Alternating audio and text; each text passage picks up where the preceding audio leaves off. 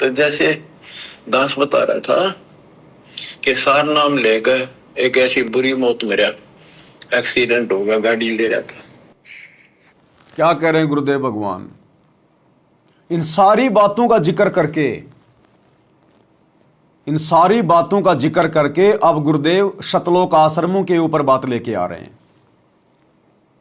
कि जैसे दास को पता चला कि सार नाम लेकर भी एक भगत ऐसी बुरी मौत मरा, एक्सीडेंट में मरा, गाड़ी ले रहा था, एक्सीडेंट हो गया, बुरी मौत मरा सार नाम लेकर। तो बताओ भाई और बहनों, ये वर्तमान में सार नाम कौन दे रहा है? फिर किसके आदेश से दिया जा रहा है? क्योंकि गुरु तो उस निकम्मी आत्मा को सार नाम देंगे नहीं, क्योंकि गुरु तो अंतर्यामी है। गुरु तो देख लेगा कि ये सार नाम के योग्य है, तभी सार नाम देंगे। गुरु तो जल्दबाजी में देगा नहीं। अरे जब हमारे भारत देश की सरकार जब तक 9 महीने की ट्रेनिंग पूरी नहीं हो जाती तब तक उस व्यक्ति को राइफल देके बॉर्डर पे नहीं भेजती। पहले उसको ट्रेनिंग दी जाती है 9 महीने, राइफल को कैसे चलाना है, कैसे इसको सुरक्षित रखना है, दुश्मन से कैसे सावधानी बरतनी है, कब इसको चलाना है। ऐसा थोड़ी कि हर आदमी को मार दे रोड पे चलता हुआ, छोटा मोटा झगड़ा हो गया, तेरे पास में राइफल है, तू मार देगा तू किसी को भी।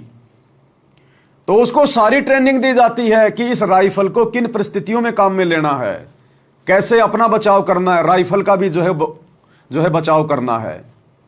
अगर गोली लग गई तो कितना नुकसान होगा, गलत व्यक्ति को मार दिया तो तुझे कितना नुकसान होगा, और सही को मार दिया तो तुझे मेडल मिलेगा।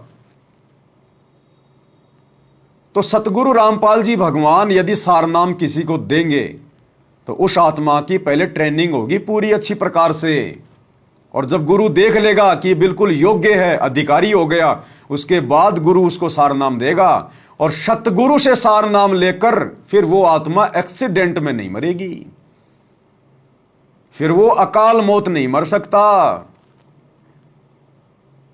तो गुरुदेव कह रहे हैं सार नाम लेकर एक भगत ऐसी दुर्गति से मरा, एक्सीडेंट में, गाड़ी ले रहा था और जा कहां रहा था?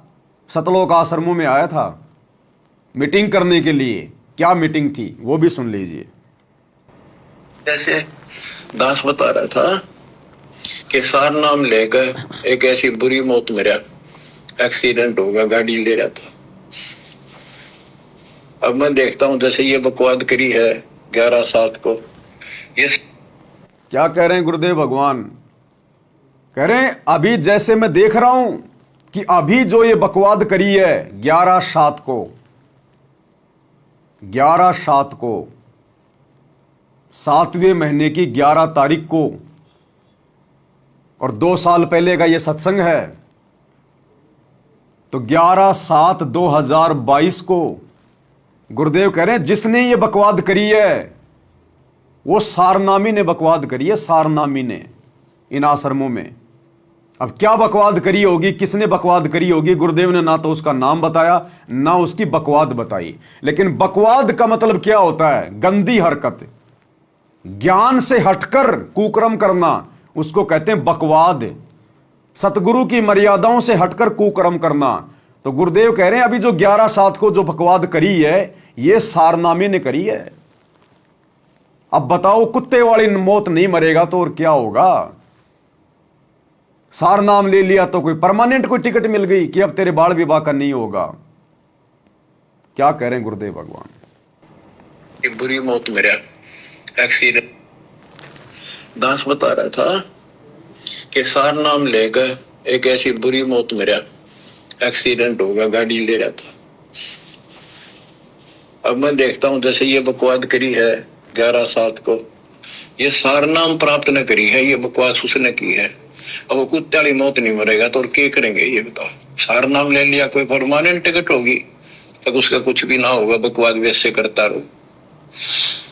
हिमाचल प्रदेश का मुझे पता चला, ध्यान से सुनिए, बहुत विरोध करते थे इसी मैनेजमेंट के बारे में, बकवास। ध्यान से सुनना भाई और बहनों, ये संकेत होते हैं। गुरुदेव कह रहे अब मुझे पता चला कि हिमाचल प्रदेश से कुछ भगत थे जो बहुत विरोध करते थे इसी मैनेजमेंट का, कौन से मैनेजमेंट का? जो मैनेजमेंट वर्तमान में जो चल रहा है, जो इन आश्रमों को संभाल रहे हैं, जिनमें कोऑर्डिनेटर आ गए, गुरुजी का परिवार आ गया, बड़े बड़े भगत आ गए। तो गुरुदेव कह रहे हैं कि अब मुझे पता चला कि हिमाचल से कुछ भगत थे जो बहुत विरोध कर रहे थे इसी मैनेजमेंट का।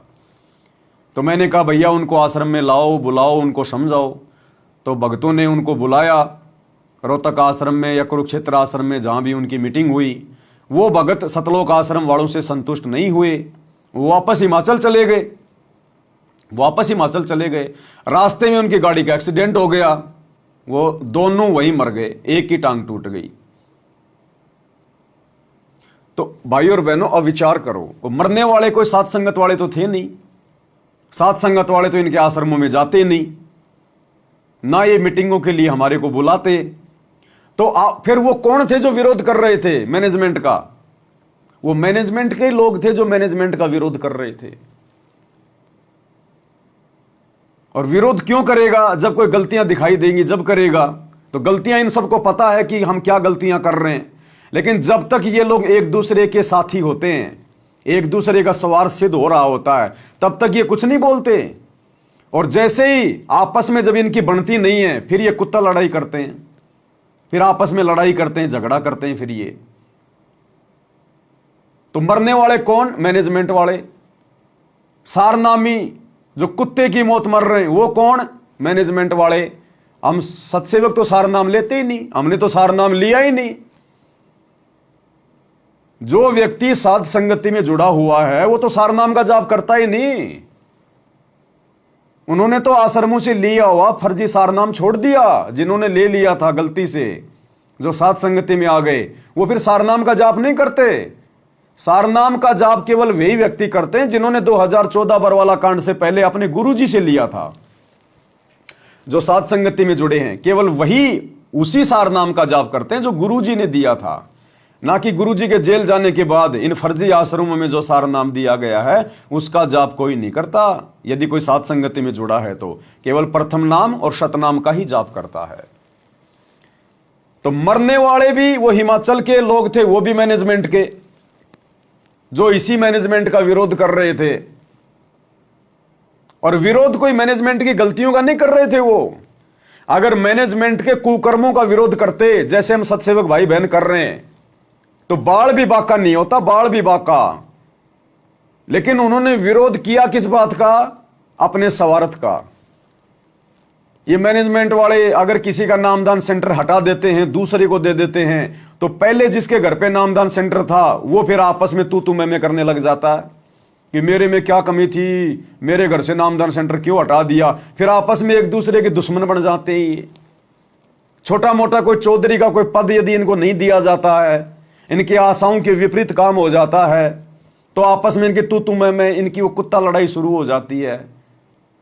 तो कोई सच्चाई के लिए मैनेजमेंट का विरोध नहीं कर रहे थे वो मैनेजमेंट वाले, हिमाचल वाले। वो अपने स्वार्थ के लिए लड़ाई झगड़ा कर रहे थे, मन मुटाव, राग द्वेष, ईर्ष्या कर रहे थे।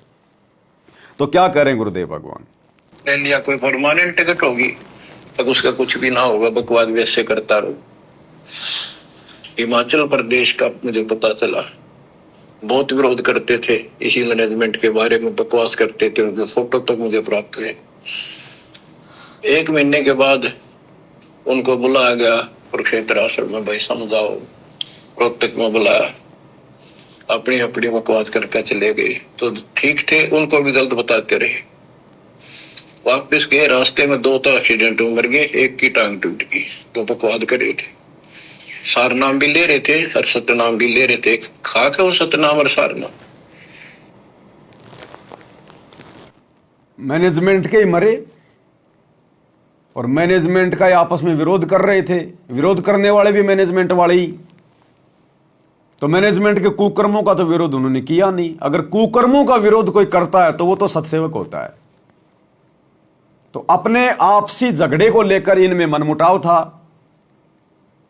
उसके चलते जब वापस जा रहे थे तो गुरुदेव ने बताया 1 महीने बाद जब उनको वहां बुलाया गया आश्रम में, और आश्रम में मीटिंग करने के बाद जब उनके आपस में वो सलाह मशवरा नहीं हुआ, शांति नहीं हुई, तो वापस हिमाचल जाते समय वो 2 मैनेजमेंट वाले तो वहीं मर गए और एक की टांग टूट गई।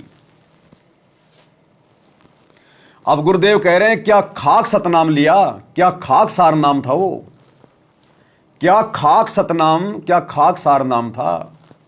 अब बताओ भाई और बहनों, अब इसमें सतनाम की क्या गलती, अब इसमें सार नाम की क्या गलती। गुरुजी कह रहे हैं क्या खाक सार नाम था, क्या खाक सतनाम था। अब इसमें सतनाम की सार नाम की क्या गलती। तो विचार करो, या गुरुजी कहना क्या चाह रहे हैं कि ना तो सतनाम गलत ना सारनाम गलत, गलत हैं वर्तमान में तुम्हारे को सतनाम और सारनाम देने वाले, क्योंकि ये अधिकारी नहीं है। और जिस व्यक्ति को अधिकार नहीं है नाम देने का या दिलवाने का, यदि उनसे आप जी दीक्षा लोगे तो ना तो वो सतनाम काम करेगा ना वो सारनाम काम करेगा, और ऐसे ही तुम्हारी दुर्गति से मौत होगी, कुत्ते की तरह मरोगे आने वाले समय में। अन्यथा बताओ भाई और बहनों, सतनाम में क्या गलती बताओ, सतनाम की क्या गलती, सारनाम की क्या गलती। फिर भी गुरुजी कह रहे हैं कि वो खाक सारनाम था, खाक सतनाम था। तो गुरुजी समझाना ये चाह रहे हैं कि बेटा तुमने जो सारनाम लिया, जो सतनाम लिया, तुमने अधिकारियों से नहीं लिया। इन आश्रम वालों से जो तुमने सतनाम सारनाम लिया ना, वो अधिकारी नहीं है नाम दीक्षा देने के, इसलिए बेटा वो नाम काम नहीं करेगा। नहीं तो फिर गुरु की जरूरत क्या है, फिर सतगुरु की जरूरत क्या है। चेला ही चेले को नाम दीक्षा देने लग जाओ, गुरु की जरूरत क्या है। इसीलिए तो गुरु जेल से बाहर नहीं आ रहा, क्योंकि क्योंकि गुरु जी की किसी को आवश्यकता ही नहीं है। सारे काम तो बाहर हो रहे हैं जो गुरु जी किया करते हैं, इसलिए गुरु जी जेल से बाहर नहीं आ रहे, क्योंकि आवश्यकता नहीं किसी को। तो गुरु जी ने रिजेक्ट कर दिया उस सतनाम को और सारनाम को। अन्यथा सतनाम और सारनाम की क्या गलती भाई। अरे किसी के हाथ में आपने बंदूक देती, अब वो खुद को लेके गोली मार ले तो उसमें बंदूक की क्या गलती भाई। बंदूक तो सही है भाई, बंदूक का मुंह सामने करके मारोगे तो सामने वाला मरेगा, अपनी तरफ करके चलाओगे तो तुम खुद मरोगे। लेकिन गुरुजी ने बंदूक को ही गलत बता दिया। क्या खाक सतनाम लिया, क्या खाक सारनाम था वो। गुरुजी ने इनको रिजेक्ट कर दिया कि भले ही मंत्र ओरिजिनल हैं, अगर अधिकारी से नहीं लोगे, विधिवत नहीं लोगे, तो भैया ये दो दे लेके नहीं है, कोई काम नहीं करेंगे, कोई लेना देना नहीं है इनका। तो ये शब्द कहकर गुरुजी ने कितना बड़ा संकेत किया है। क्या खाक सार नाम था, क्या खाक सतनाम था। क्या कह रहे हैं गुरुदेव। थे उनको भी गलत बताते रहे। वापस गए, रास्ते में दो तो एक्सीडेंट में मर गए, एक की टांग टूट गई। तो बकवाद कर रहे थे, सारनाम भी ले रहे थे और सतनाम भी ले रहे थे। खाक है वो सतनाम और सारनाम। और शिष्य भी गुरु जी के थे, बाढ़ में जाओ विशेष और ऐसे कोऑर्डिनेटर। तो अपनी बकवास करके कर्म बना लो, बकवास छोड़ दो। बाढ़ में जाओ ऐसे शिष्य और ऐसे कोऑर्डिनेटर। वो मरने वाले कौन थे, वो ही थे। कौन, मैनेजमेंट वाले ही। इसलिए तो गुरुजी कह रहे हैं बाढ़ में जाओ ऐसे शिष्य और ऐसे कोऑर्डिनेटर। क्योंकि सात संगति में ना तो कोऑर्डिनेटर हैं, ना सात संगत वाला कोई इनका फर्जी सारनाम लेता है। तो मरने वाले भी मैनेजमेंट वाले और उल्टे काम करने वाले भी मैनेजमेंट वाले।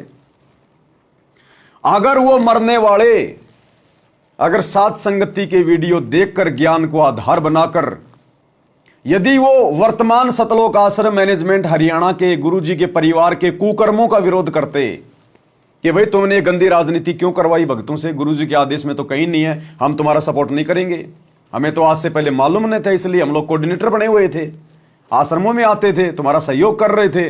अब हमें सच्चाई का पता चल गया, गुरुजी के सत्संगों में कहीं पर यह कुकर्म करने का आदेश ही नहीं है राजनीति वाला, तुम सरेआम गुरुजी का नाम लेके कर रहे हो। तुमने स्टेडियम बना दिया धनाना गांव में अपने स्वार्थ के लिए, अपने आश्रमों को चलाने के लिए, ताकि गांव वाले विरोध ना करें। तुमने भक्ति मर्यादाओं की धज्जियां उड़ा दी। कहां है ये गुरुजी के ज्ञान में। जाट आरक्षण में तुमने भक्तों को बैठा दिया, संगत की मर्यादा तोड़वा दी, जगत वालों के बीच में संगत को जाके बैठा दिया। कोई क्या बात कर रहा है, कोई माँ बहन की गालियां निकाल रहा है, कोई क्या कर रहा है वहां पर, क्या सुनेंगे वहां भगत बैठ के। वहां पे हमारी भक्ति होगी। कौन सा आदेश है गुरुजी का, कब आदेश दिया गुरुजी ने, 30 साल में कभी ऐसा आदेश दिया गुरु ने। करोड़ों रुपया तुमने जाट आरक्षण में भक्तों का बर्बाद कर दिया, चंदे के रूप में दे दिया। आनंदपाल जैसे गुंडों की सीबीआई जांच के समर्थन में तुमने भक्तों को बैठा दिया, 5 लाख रुपए दे दिए चंदे के। राजपूत उस करणी सेना को, वो बकवाद करेगी उन 5 लाख रुपयों से। सबकी मर्यादा तुमने तोड़वा दी उनको पात्रों को दान देके। अयोध्या में भंडारा तुमने क्यों लगाया भाई? तुम तो सीधे सीधे काल उपासना को बढ़ावा दे रहे हो। उन काल पुजारियों को तुम सहयोग कर रहे हो। ये तो मर्यादाओं के खिलाफ है। अगर वो मैनेजमेंट के व्यक्ति जो मीटिंग करने आए थे कुरुक्षेत्र आश्रम में, रोहतक के आश्रम में, अगर वो गुरुजी के परिवार के कुकर्मों को लेकर उनका विरोध करते तो उनकी उंगली का नाखून भी नहीं उतरता, जैसे हम सत्सेवकों का नहीं उतर रहा। लेकिन उन्होंने विरोध किया अपने स्वार्थ के कारण कि मेरे को कोऑर्डिनेटर पद से क्यों हटा दिया, मेरे घर पे नामदान सेंटर था वहां से हटा के दूसरे को क्यों दे दिया। अपने स्वार्थ के लिए लड़ झगड़ रहे थे, इसलिए जाते समय कुत्ते वाली मौत मरे। अन्यथा ये सत्सेवक भाई बहन हजारों की संख्या में डेली वीडियो बना बना के इन आश्रम वालों का पर्दाफाश कर रहे हैं, इनके कुकर्मों को सार्वजनिक कर रहे हैं। गुरुजी ने किसी की उंगली का नाखून भी नहीं उतरने दिया अभी तक, क्योंकि हम जो कर रहे हैं वो ज्ञान आधार से कर रहे हैं। हम कोई निंदा चुगली नहीं कर रहे। परमात्मा कहते हैं साचा शब्द कबीर का प्रकट किया जग माही, और जैसे को तैसा कहे सो तो निंदा नहीं। सच को सच कहना, गलत को गलत करना, ये निंदा चुगली में नहीं आता, ये महापरोपकार के कार्य में आता है। तो वो मरने वाले भी मैनेजमेंट वाले, सारे उल्टे कर्म करने वाले भी वो मैनेजमेंट वाले।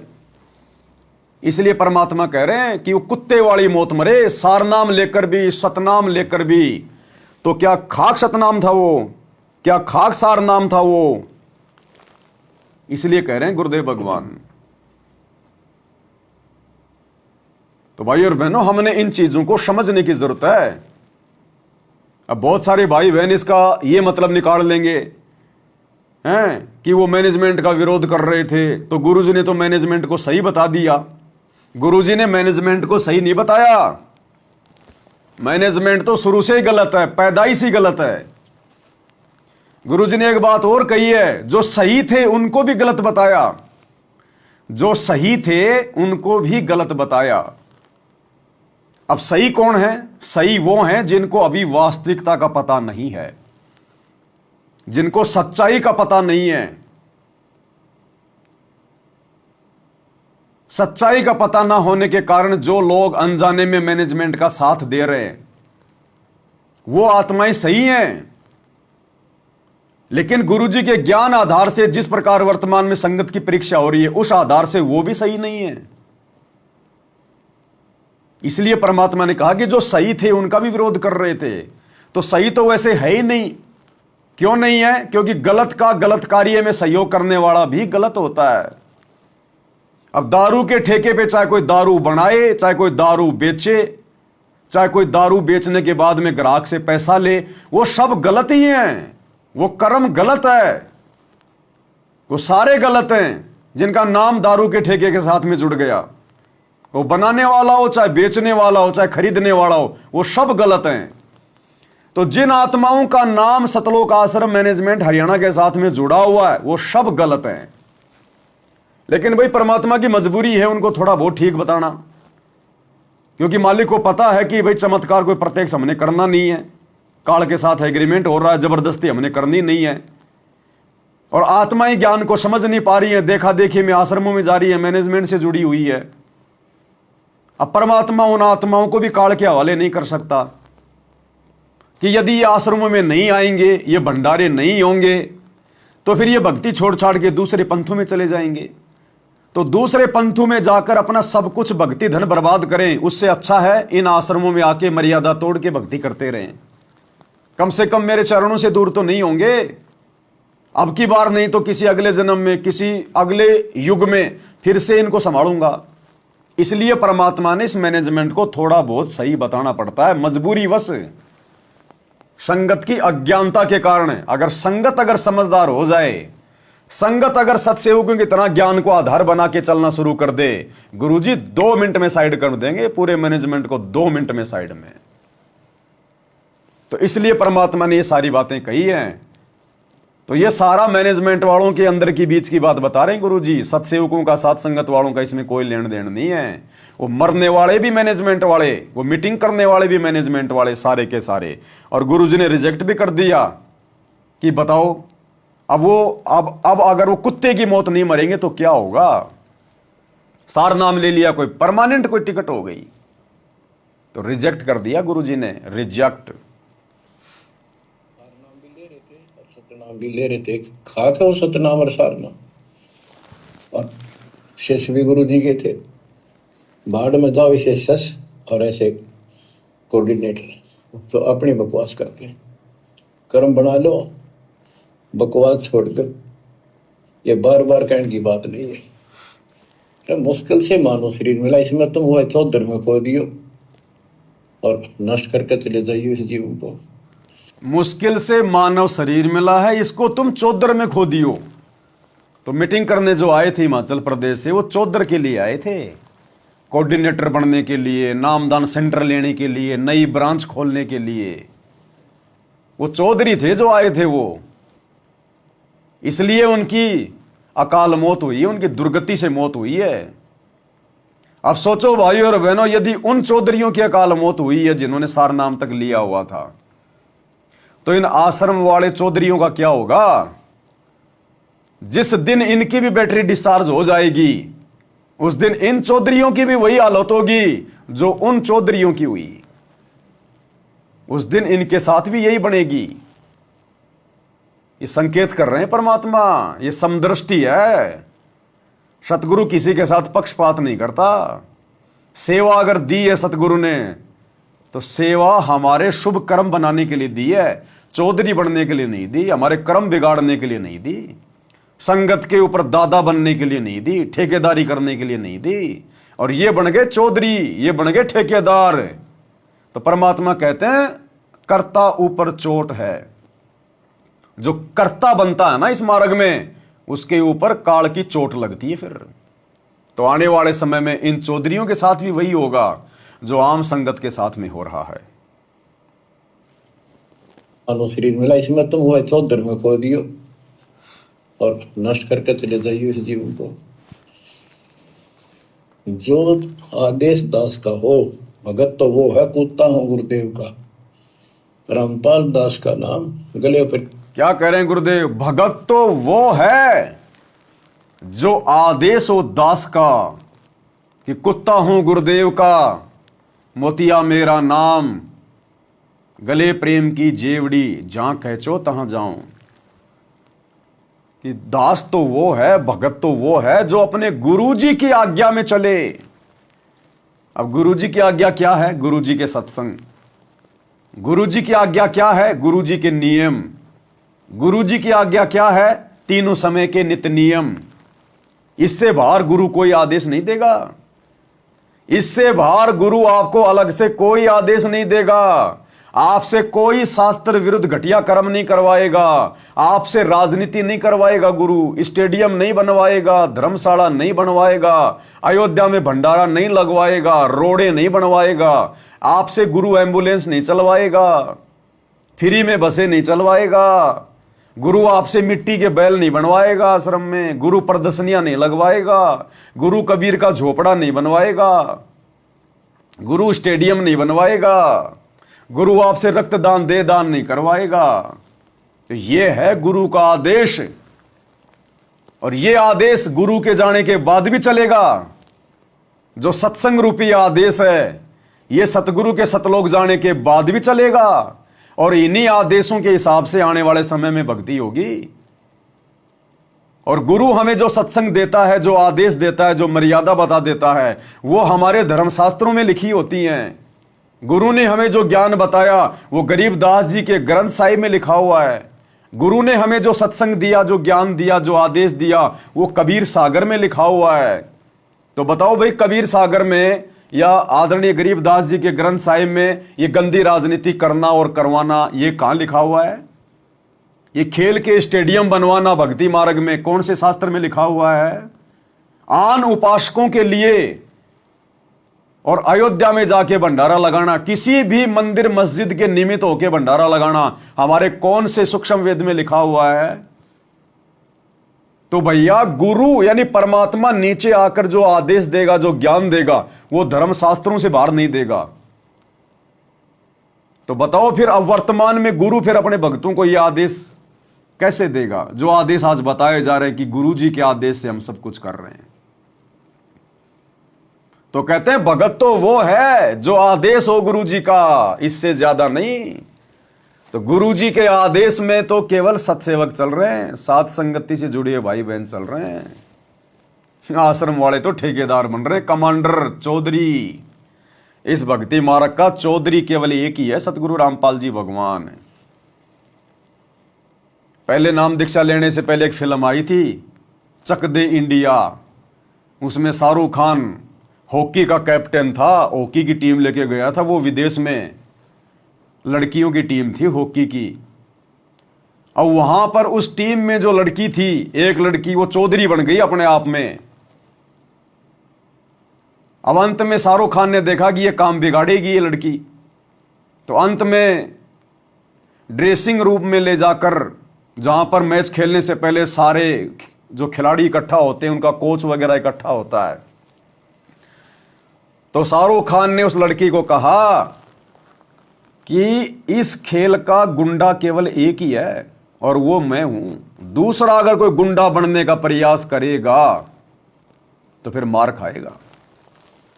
तो इसी प्रकार इस भक्ति मार्ग का चौधरी, इस भक्ति मार्ग का कैप्टन, सरदार, अगुवा केवल एक ही है, सतगुरु रामपाल जी भगवान। अब यदि उनके बेटा बेटी, भाई बंधु, रिश्तेदार, ये कोऑर्डिनेटर अगर कमांडर बनना चाहेंगे, चौधरी बनना चाहेंगे, भैया मुंह की खाओगे, मुंह की। यहां तो भगत बन के भक्ति करनी पड़ेगी, गुरु जी के आदेशों में रह के भक्ति करनी पड़ेगी। ड्रामेबाजी नहीं चलेगी। ये भक्ति मार्ग है, तुम्हारे घर की खेती नहीं है। जो मर्जी तुम कर लोगे अपने चला के, ये नहीं चलेगी। जैसे वो हिमाचल वाले मरे, अकाल मौत, कुत्ते वाली मौत मरे। गुरु जी कह रहे हो कुत्ते वाली मौत मरे, सार नाम लेकर भी। तो सोचो तुम्हारा क्या होगा जो तुम चौधरी बन चुके हो, कर्म बिगाड़ चुके हो, गुरु के इतना समझाने के बाद भी तुम मनमानियां कर चुके हो। आने वाले समय में तुम्हारी भी कुत्ते वाली दुर्गति होगी, कुत्ते वाली मौत। अब बचाव का कोई रास्ता नहीं है, क्योंकि गुरु ने बिल्कुल अब फ्री छोड़ दिया। तो क्या कह रहे हैं परमात्मा?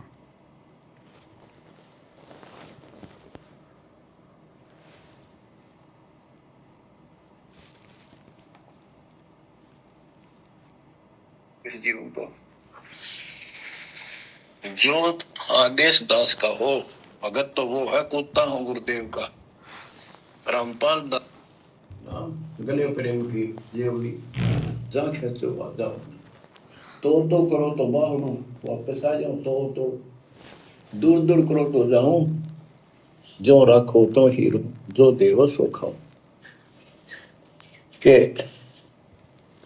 एक परमात्मा इस भाव में आओगे ना, बात तो बढ़ेगी। जब वैसे ठीक है दिशा करोगे, मालिक रखे को नहीं ठीक हो, मर के भक्ति कर रहे थे, हुआ तो न मिले मिलेगी, और अगले जन्म हो सके कि राजा महाराजा बन जाए, फिर कर्म फोड़ के फिर कुत्ते बन जाएंगे। क्या कह रहे हैं गुरुदेव कि ठीक है, जैसी तुम भक्ति करोगे, भक्ति का प्रतिफल तो तुम्हें मिलेगा ही मिलेगा। परमात्मा किसी का नहीं रखता है।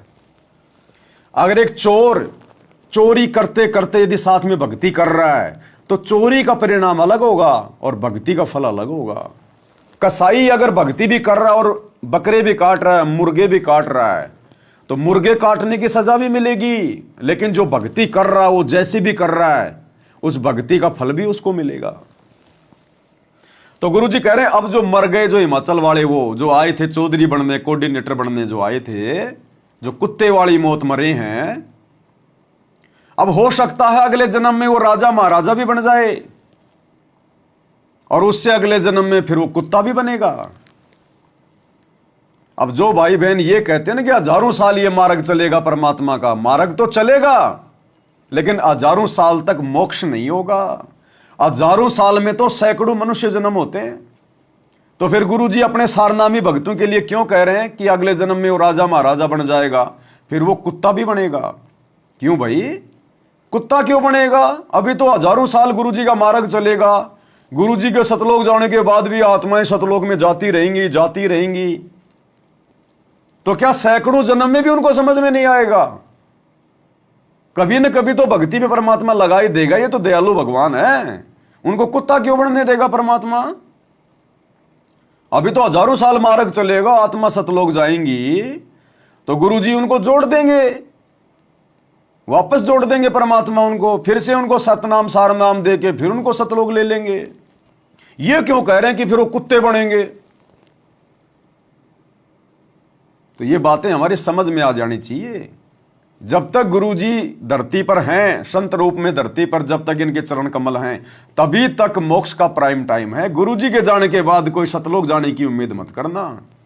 हाँ, फिर राजा महाराजा बन सकते हैं, देवता बन सकते हैं, फिर और क्या बनेंगे?